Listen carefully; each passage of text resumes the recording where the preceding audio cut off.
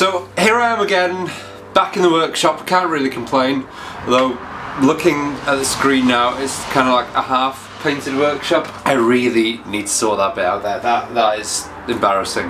But today, GS day again, you'll be glad to know. Okay, so we're getting a bit closer to the GS now. Last week I sorted out the shims. This week I've got my little bag of goodies. Now these are the jets. So I have slow jet and a main jet. There we go. Here are my slow jets, or pilot jets. And in here, mixed with a few other jets actually, my main jets. So as a base point to sort of work from, we knew that the existing pilot jets of size 15s weren't large enough. So I've gone up to 17.5 here, moving that up one side. The main jets themselves, the standard on the GS, 80s. Now I've gone up 3 sizes of these to 87.5. I can see if they work. I mean, I've heard of people using 97s. I mean, that's going up a whole fly. That's going up a whole 4 sizes. Again, on top of what I've already done. Is that 4 sizes? Yeah, it is. Another 4 sizes on top. So that's increasing your size by 7 sizes.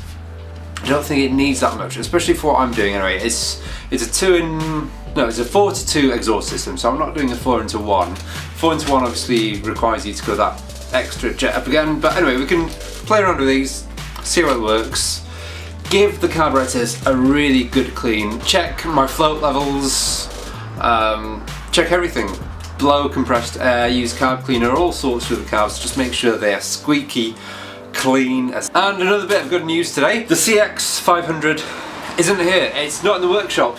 It's nowhere to be seen with the frame, at least. I've got the wheels and stuff over there, but the frame itself is gone. It's gone off to the powder coaters, and the guys have also said that I can film the process as well. It's going to be 2 weeks, unfortunately. They're having a bit of work done in the actual coating room itself, so there's going to be a bit of a delay with that. So in the next couple of weeks there's going to be a new CX frame. But anyway, enough about the CX. This video is about the GS, so let's get to it.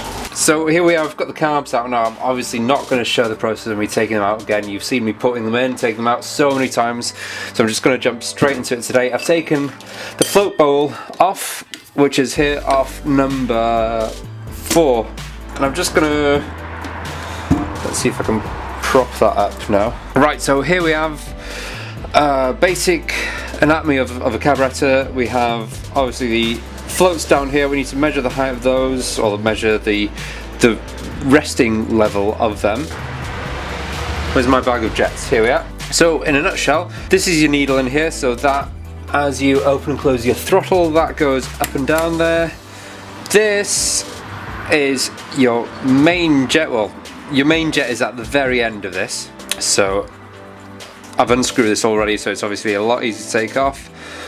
If you pull that apart, this is your main jet here. So that is the old one. This is a size of 80. This is a new one here. This, obviously the shiny one, this is a new size of 87.5. And if you look in here, that is where your slow jet or your pilot jets go. This carburetor in particular, the GS550 carburetor, does have 2 pilot jets. These are the 2 that comes with it. This is pilot jet number 2, and this is pilot jet number 1. Now it's number 1 that we're changing the size of here. So that's going from a 15 to 17.5. Now what happens is this, the number 1 goes in first, and this one goes in on top of it, or screws in neatly I should say. And that's pretty much all we're changing, is these 2 jets. Another thing I will be doing is raising the needle position. I think I'm going to be raising it up by 1, but I think that'll sort my issues out as well, is if I do raise all the needles. Now this isn't as simple as most sort of screw top carburetors. It's quite a convoluted process to actually change all the needle height. First thing I'm going to do is change all jets on these.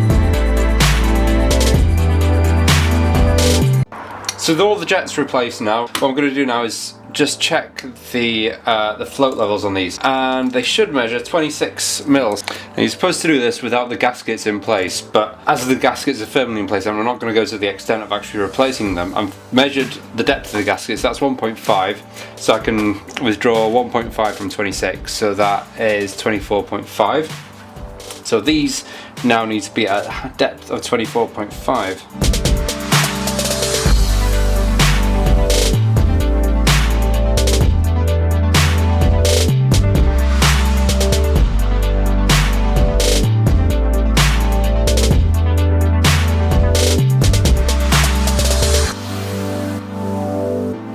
Right, so to change the needle position is going to be a bit more difficult than it was to change the jets. So it's a bit of a fiddly job. So first of all, I've got to get all these 4 top bits off, so that's what I'll do.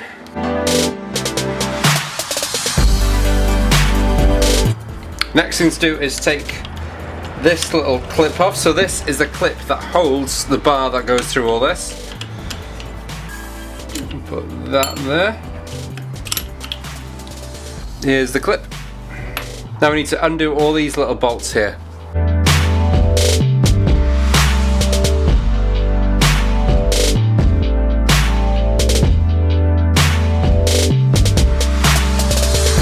So I'll just show one for now. I'm going to take this needle out, here it is. Inside this here, let's get the zoom on it. You can see inside here are 2 screws, there's one there, and there's one on the other side. Undo those, and then that'll allow you to take everything off and then adjust the needle height.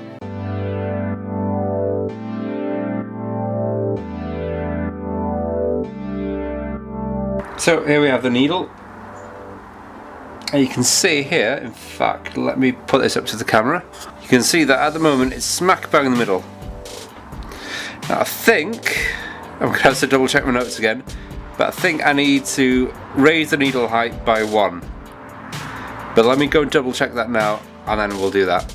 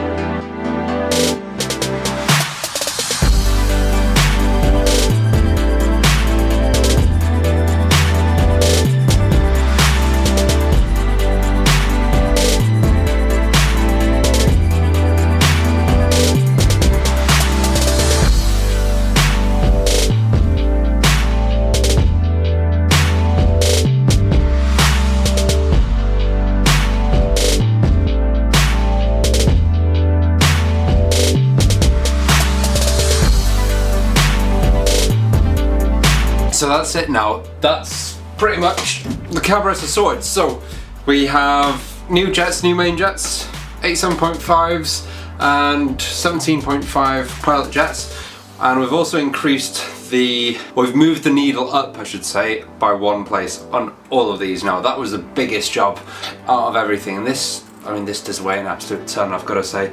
But yeah, that was the biggest job out of everything, was changing the needle height. So I'm hoping I don't have to do that again. It's all cleaned out, I've blown compressed air through every single thing I can think of. So the next thing for me to do is put this back on the bike, but I'm not going to start the bike just yet. I'm going to wait for the Dynatec electronic ignition to come, and that should be here on Wednesday. Next video will be the actual starting of the bike and seeing how it runs. I really hope, after all this, that it runs. So if you want to see how this bike runs, then the video will be on next week, guarantee that without fail. And the following week after that will be this new CX colour. So the CX will be coming back from the powder coater, so it's all moving pretty quickly. So subscribe if you want to see how these 2 bikes get along, and I'll see you next week.